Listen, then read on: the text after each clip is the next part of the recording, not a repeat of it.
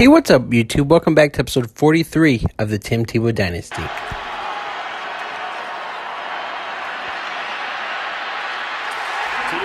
sacked and the ball is loose. Was he down? Was he down? No, it's a fumble. And if you couldn't tell by that video, we were playing the Minnesota Vikings and Jared Allen. Hopefully he doesn't get the best of us today like he did in that clip. Coming into the game, the Vikings have the number 1 offense in the league, and we have the number 2. On defense, though, they're ranked 26, and we have the 12th best. So, it should be a win for us, but we'll see how things go. This Vikings offense still has Adrian Peterson, but at quarterback, they have Alex Smith. Coming into the game, I'm on somewhat of a hot streak, winning 3 straight AFC Player of the Weeks, completing 71% of my passes for the season, and we're on a 3-game winning streak.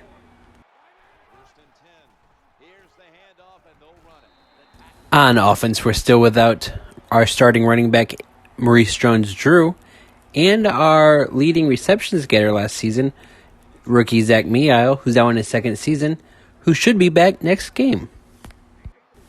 This Vikings defense has great players in their defensive end, Jared Allen, who I've already mentioned. They have a great defensive tackle in Sharif Floyd. They have another defensive end in Jake Whipkey, who is in his 2nd season. He's a Madden draft pick. They have linebacker Chad Greenway, and they have corners Xavier Rhodes and free safety Harrison Smith. Besides those 6 starters that I mentioned, the other 5 players on their defense aren't as great. So, we should have the advantage, but they do have 6 good stars on their defense. So, I don't know how their defense is rated so poorly.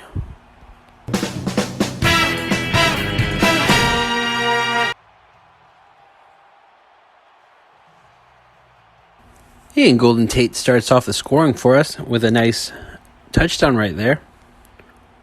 Just a reminder that we are trying to break Calvin Johnson's receiving yards record for his season. And we need to get Justin Blackmon about 130 to 135 yards today.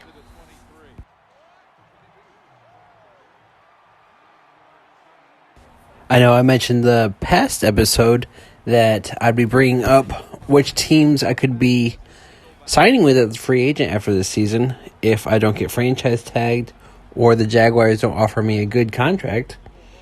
And I looked, and there's about 14 teams again, about half the league, that could use a good quarterback next year. And of those 14 or so teams, about 9 of them have quarterbacks who start. About 9 of them, their starter is on expiring contracts. So I'll let you know which ones get re-signed. And then the 10th quarterback is Tom Brady with the Jets, who will be a free agent after this season or might retire again. Long story short, so basically I'm just going to keep you guys informed on potential landing spots if I don't re-sign with the Jaguars during the season or if they don't franchise tag me again, which the franchise tagged actually worked out in my favor. Our first-round pick, running back Cotton Deacon, finally getting some carries and receptions, and he actually looks pretty good this game. The Vikings don't have a great defense, but that's not slowing him down. And we're starting the 2nd quarter with a nice 7-3 lead, hopefully about to score again. Play number 6 coming up on this drive, and the 2nd quarter is underway with this snap. Able to make the tackle about 2 yards. Dwayne Harris makes a nice catch. I know he's been a nice part of our offense so far in these first, this is game 5, so the first 5 games. But that his role is definitely going to change with Zach Meeil back next week because we're still trying to get Zach Meeil 100 catches, even with a shorter season because of his injury.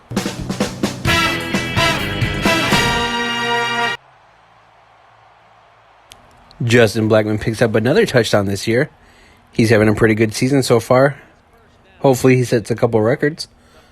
And we go up 14-3. Justin Blackman picks up the yards to give us first down. But let's see who his penalty's on.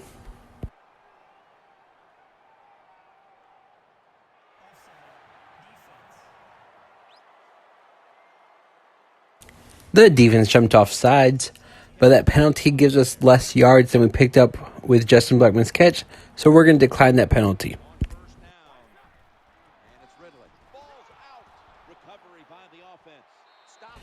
And at this point in the game, if I was the coach, I'd bench Steven Ridley because of that fumble. Cotton Deacons look pretty good in the limited playing time he's had so far today. I'd let him play the rest of the game. I don't tolerate fumbles by my running back. By me, yeah, that's fine. But by the running backs, not so much. You turn the ball over or drop it, you're out of the game. That's how I would be if I was the coach. But again, I'm just a quarterback.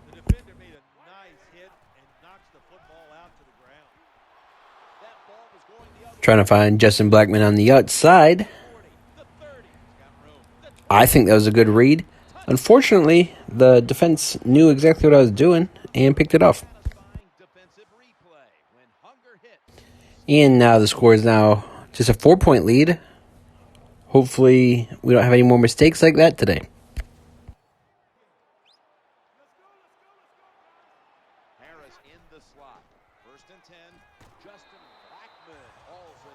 So far in the first half, Justin Blackman now has 78 yards. Pretty good start to the day. Again, the goal for Justin Blackman is 130 yards per game to finish out this season. And hopefully that's enough to break Calvin Johnson's receiving yards record. Randy Moss's touchdown record, though, that one's going to get a little more tricky.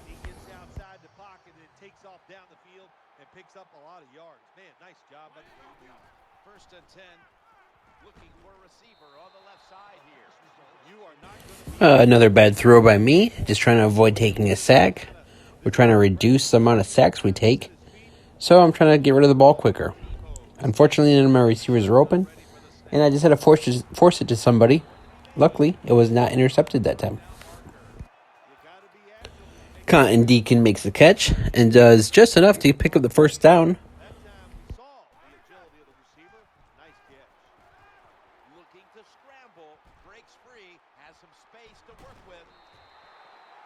We avoid the sack. Mercedes Lewis picks up a nice block. And then, unfortunately, we don't get one more, or we would have made it to the end zone.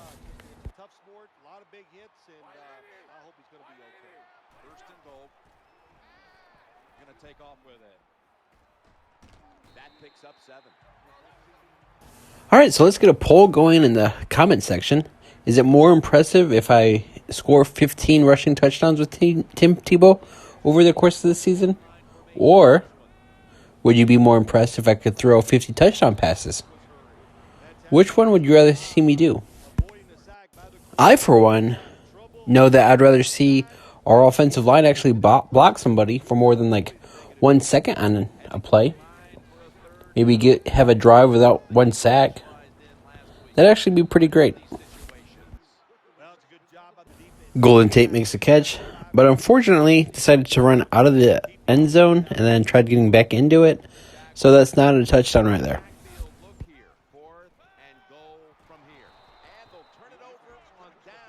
All my receivers look covered, so I tried to scramble for the touchdown. Unfortunately, I got stopped, so the score stays 10-14 in favor of us. Our defense got us the ball back with about a minute and a half left in the first half. So it looks like we have just enough time to hopefully score and make it 21-10 at halftime.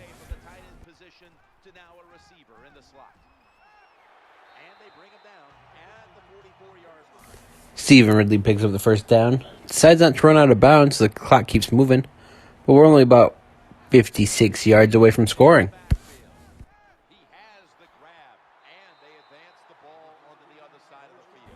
Yeah, I'm not sure if Dwayne Harris made it out of bounds with that catch, so I called the timeout just to be safe. I'm not sure how many of you enjoyed last week's conversation between me and the coach at halftime in the locker room, but just wait for today's, because I have a feeling he's going to want to make a bet with me once again. Once again, looking for Justin Blackmon deep. I overthrew it, which I'm fine with. I'd rather overthrow it than underthrow it, because if I overthrow it, they're not going to get picked off. If I underthrow those balls, it's about a 90% chance of them getting picked off. And on this play again, I'm hoping Justin Blackmon gets open deep on the left side of the field, but we'll see what happens. Justin Blackmon beat his man, makes a catch. Unfortunately, does it while falling to the ground instead of running towards the end zone.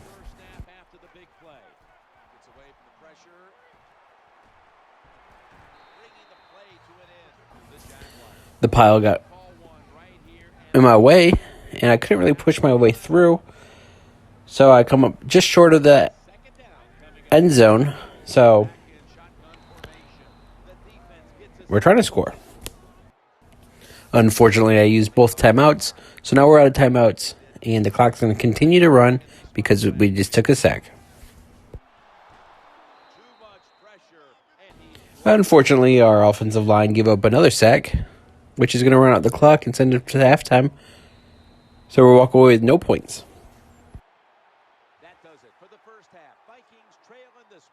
And we're heading back to the locker room up 14-10.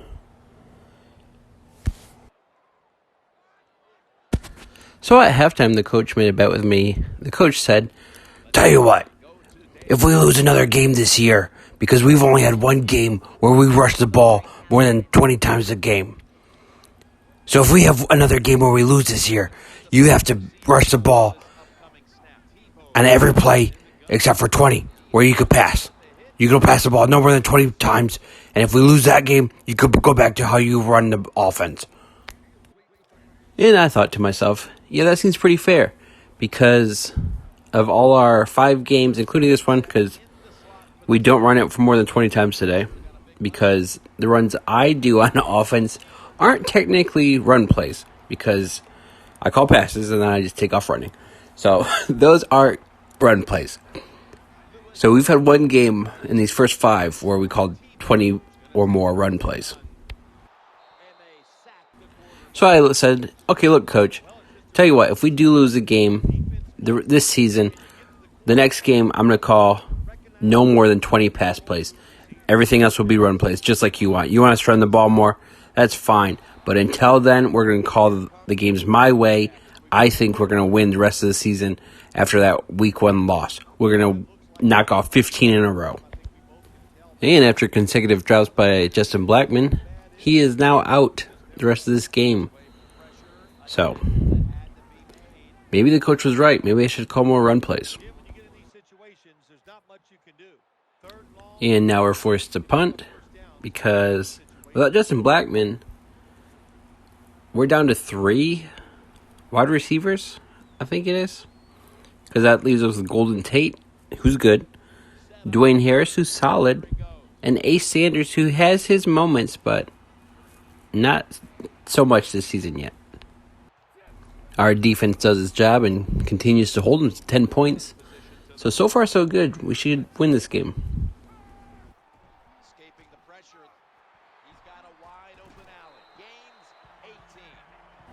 And with that play, I've broken 100 rushing yards again. I think this is like the 5th week in a row. I'm not positive on that. I'm just guessing.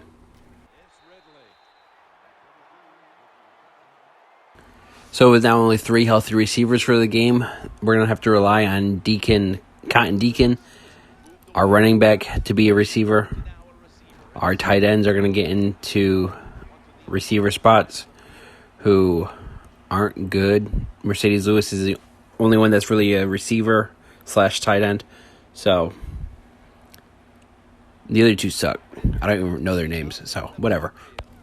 And yeah, Stephen Ridley now has 4 catches for the game, which is a shock to me because he's not really a receiver. He doesn't catch it as well as Maurice Jones-Drew or Cotton Deacon. But again, he's doing better than I was expecting. From what I remember of his time in New England, he was basically a down-the-hill runner, run straight forward, power running. Third down play coming up, and last week that was not an issue as they converted time and time again. Looking for Golden Tate on the outside to the left.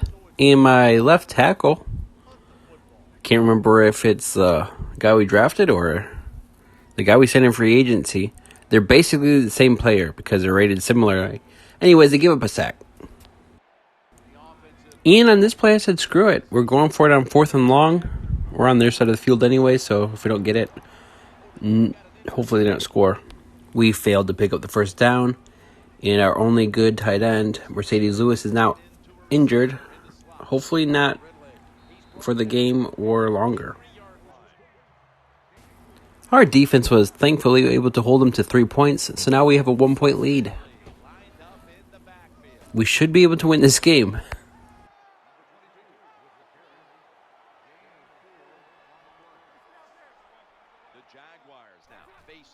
Some of the more exciting spots that I could land as a free agent would be either the Raiders, who have a rookie quarterback who's about a 77 overall, so not very good.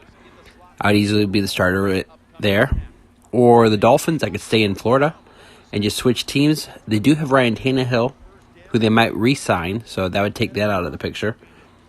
Maybe the Patriots, who could use me, and I could get to play with Rob Gronkowski.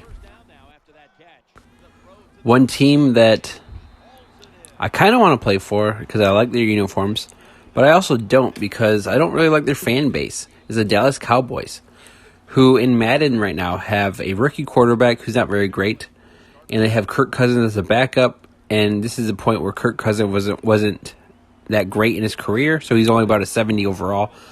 I'd be the starter. I could possibly lead him to a Super Bowl like I did Jacksonville.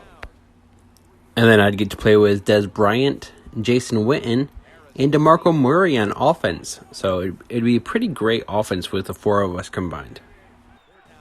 But is that offense really better than what we have here in Jacksonville?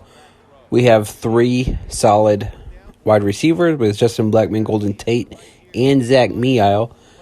And we have our running back of the future in Cotton Deacon. The only thing that we're really missing is that superstar tight end, because Mercedes Lewis definitely isn't a superstar. I don't think he's really a Pro Bowler either. So, and after we failed to pick up 3rd and 4th down after drop passes, our defense gave up a touchdown. So now we're down by 5. So if I scored a touchdown, I could take a lead and hopefully win this game. We haven't scored in the second half yet. I was trying to throw it to Golden Tate on that play. He was wide open on the right side of the field. And our offensive line, once again, fails to pass block and almost gave up a sack. On that play, we had another defender coming through the offensive line. I was trying to scramble, but it wasn't going anywhere, so I had to get rid of the ball instead of taking a sack there. Thankfully, it was not picked off.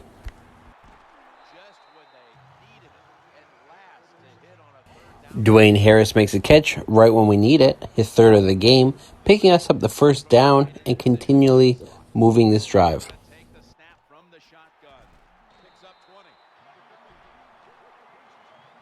Now Ace Sanders continues to get involved in this offense. Big players make big plays in big moments. I'm the big player in this moment. I'm making the plays. It's not really my receivers, it's me, Tim Tebow. And Stephen Ridley proves that he's an ass, running directly into the defender who clotheslined him into the ground. Back-to-back runs by Stephen Ridley for a total of 4 yards. Just more proof as to why I call out a pass plays. And if I'm gonna do a run play, it's gonna be me scrambling. I get way more yards than Stephen Ridley does. And I'm not a running back. I'm a quarterback. I play quarters. He plays runs. That's the difference.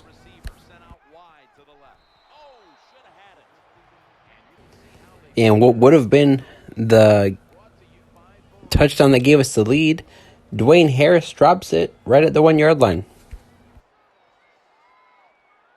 The Jaguars come to the line of scrimmage and empty out the backfield. Everyone split out wide. Call the same play. Got a different result. Dwayne Harris actually made the reception. Unfortunately, on that one, they covered it better, and he got stopped at the 1-yard line. On the other one, he would have scored a touchdown. First and goal, I called play. I should have just called, hey, offensive line, don't block anybody this time. Because that's what they did. From the 6. He's scrambling now. Runs it across for the score. Touchdown.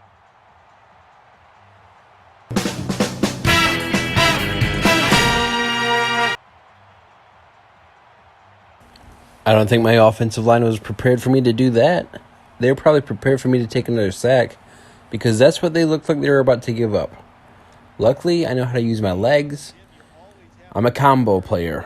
I can run, I can pass, I can score in multiple different ways. He might be able to run out of the pocket. And that time, the defense not alert for it. Nobody's there, and he scrambles in for a touchdown.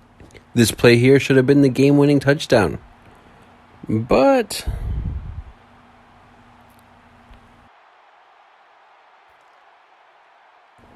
the coach decides he wants us to go for 2, to be up by 3 instead of up by 2. So we're going to call what he wants us to call. And, of course, our offensive line gives up another sack, and we failed to pick up the 2-point conversion. So it's a 1-point lead. 1-point lead with just over 2 minutes left in the game. We get the ball back, and all we have to do is run out the clock. All we have to do is run out the clock. Again, that's a 2-minute warning. We have the ball. We just got to run out the clock. That last running play was good for only a yard, so it's 2nd down and 9. That tackle made by Jared Allen. Solid run by our fullback. But they stopped the clock again, so just got to keep moving it. Now on 3rd down, they were very good at converting these situations a week ago. And they'll try to conserve time here with this timeout. All right, so our fullback that we sent in free agency, Jacob Hester, picked up the first down. That should seal off the game if we don't turn it over. To the run. Play action. Looking to the right. It's Rhodes who makes the interception. I make a terrible throw that they return for a touchdown. So if we lose, it's on me. And I'm going to have to call 20 runs. No, I mean, if I have to call no more than 20 pass plays next game if we lose this. So it looks like the Vikings went for the 2-point conversion and got it. So now they're up by 7. I need a touchdown on this drive or we lose the game. Dwayne Harris makes a big-time fourth-quarter catch. Still need that touchdown, though. He's looking to the right here on this throw. Nice tackle. Another big catch by Dwayne Harris. We can't lose this game because I don't know if I've emphasized this enough, but I hate run plays.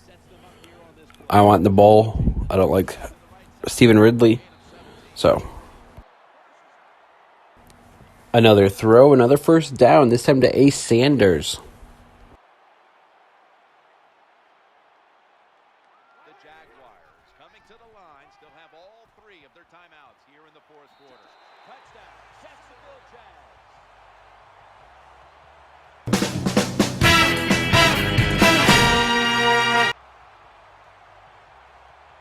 And we tied it up, so we're in overtime. The Vikings got the ball first. They did not score. Our defense did its job. So now we get the ball, and all we need is a field goal. But I want the touchdown. This is a big-time moment. With a win now, we would be 4-1. I need this moment because I'm not calling any more run plays next week. First-round pick well spent. Cotton Deacon picks up a huge chunk of yards through the air, setting us up for hopefully that touchdown.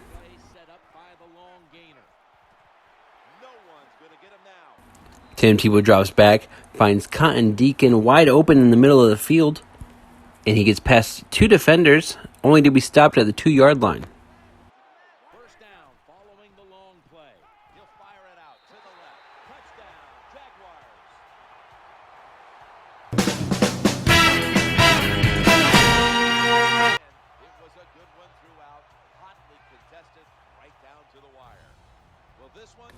And with that last-minute touchdown in overtime, we walk away with a 33-27 win over the Minnesota Vikings.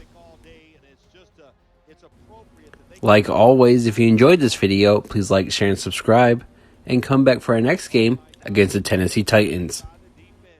They time it right, they get the interception, and they take it all the way back for the touchdown. Nobody in offense